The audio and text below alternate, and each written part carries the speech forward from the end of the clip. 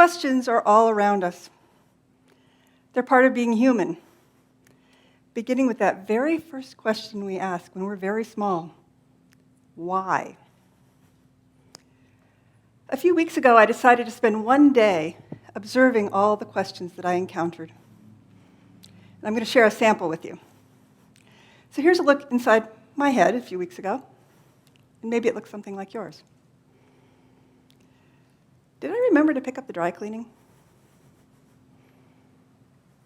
How do I get to my meeting? How many calories are in that donut? When could I have a telephone call with my team to talk about the conference?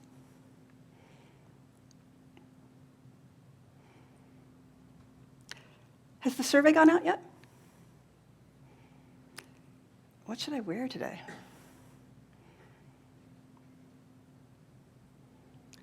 Why did that jerk just cut me off?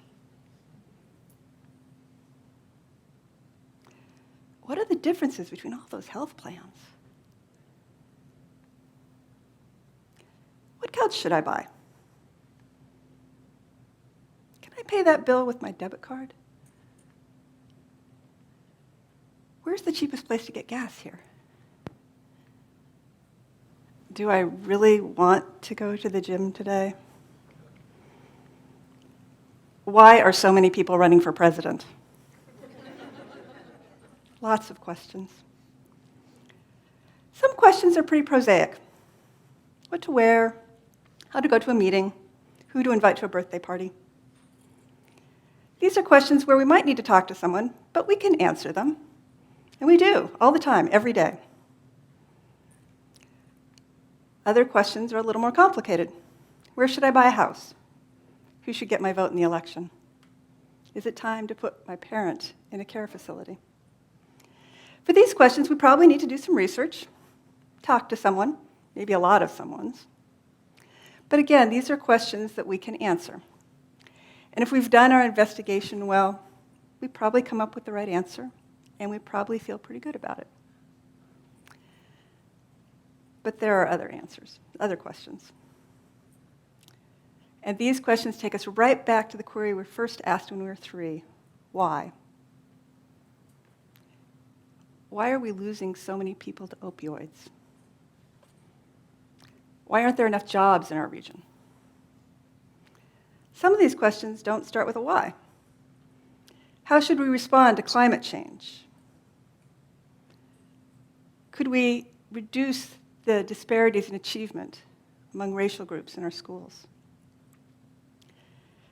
These kinds of questions point us to really complex challenges. They're not questions that we're going to get to the bottom of with a trip to the library or a conversation with a friend. And they usually have something in common. They're focused on a problem, one that we have to solve, and that there is no way we can answer the question by ourselves. Have you ever tried to answer one of these kinds of questions? Here's what happens. It multiplies. Just when you think you're about to answer the question, another one pops up.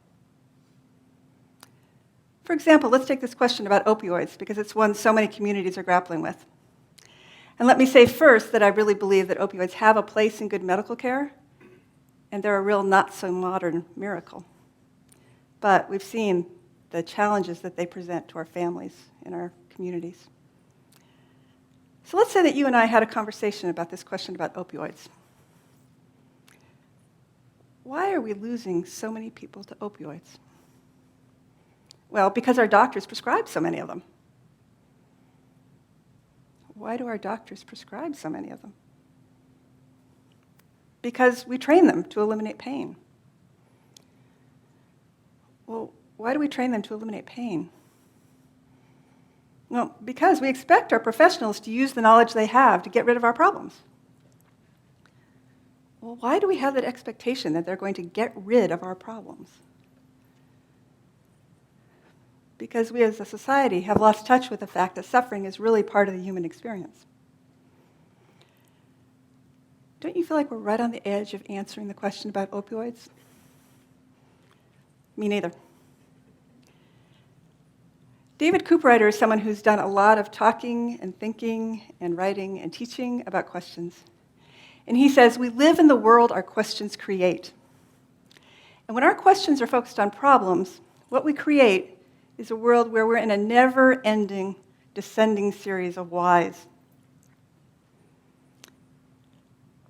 So we can't really stop asking questions, but we can ask better ones. And David Cooperrider had some ideas about that as well. What he says is that we need to learn to ask what he calls appreciative questions. Appreciative questions don't focus on what we don't have or the problem. Instead, they focus on what we do have. They appreciate what we do have. And they help us focus on the opportunities that are right in front of us to create the future that we want.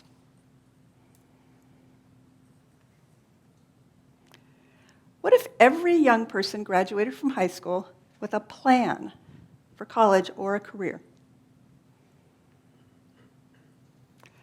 How might we plan a family holiday so that everyone, from the kids and the teenagers all the way to the grandparents, had an experience of being together that they bragged about to their friends? Imagine a community in which it was easy to ask for and to get help for substance abuse and addiction. Now, you might think that all this is just semantics, that just changing the words that we use doesn't really help us answer questions. And that might be true if you're just talking about the calorie count in donuts. But when we're talking about really complex problems, where it's going to take all of our creativity to get to solutions, then our language matters. There's been a lot of research about the connection between creativity and what they call a positive affect. In other words, when we're in an environment where we're thinking positively, we become more creative. So how could you create this kind of positive affect? The research gives us a few ideas. Serve refreshments. That's probably not so surprising. Watch funny movies together. Maybe a little more surprising. And yes, use positive language. Positive language helps us come together and use all of our creativity to face those really big issues. In the work that I do with my colleagues, we're big on not just talking about problems, but actually doing something immediately. So today, I'm going to help you learn to ask better questions and invite you to think about how the questions that you ask can shape the conversations that you have, maybe not about donuts, but about really big issues facing your communities. And I have an easy template. Start with imagine if, then add the setting. Not the problem, the setting in which the problem arises. Then add the future without the problem.